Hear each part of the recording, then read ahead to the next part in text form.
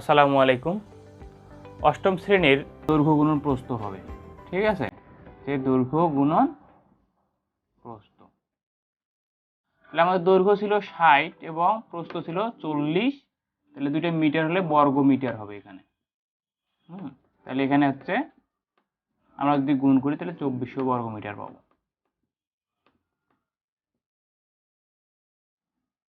আর একটা কথা হচ্ছে যে পুকুরের পাড়ের বিস্তার।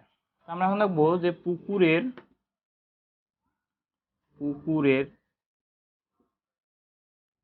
পাড়ের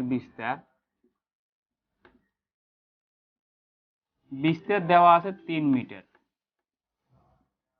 যদি পুকুর পাড়ের বিস্তার 3 মিটার হয়, তাহলে আমরা পুকুর পাড়ের পাড় সহ আর কি আমরা পাই পাড় সহ পুকুরের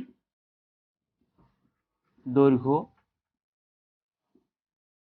তখন আমরা পাড় সহ পুকুরের দৈর্ঘ্য পাচ্ছি এই যে আমাদের 60 মিটার আছে পাড়, যেহেতু দৈর্ঘ্য দুইটাই আছে তাহলে দুইটার সাথে 2 গুণন 3 হবে। তাহলে এখানে পাচ্ছি আমরা 66 অর্থাৎ 66 মিটার, ঠিক আছে? আর একটা পাবো যে পাড় সহ পুকুরের প্রস্থ। আমরা যদি পাড় সহ পুকুরের প্রস্থটা দেখি তাহলে আমাদের 40 মিটার। আর একটা হচ্ছে যেহেতু দুইটা পাড় এবং পাড়ের মান হচ্ছে 3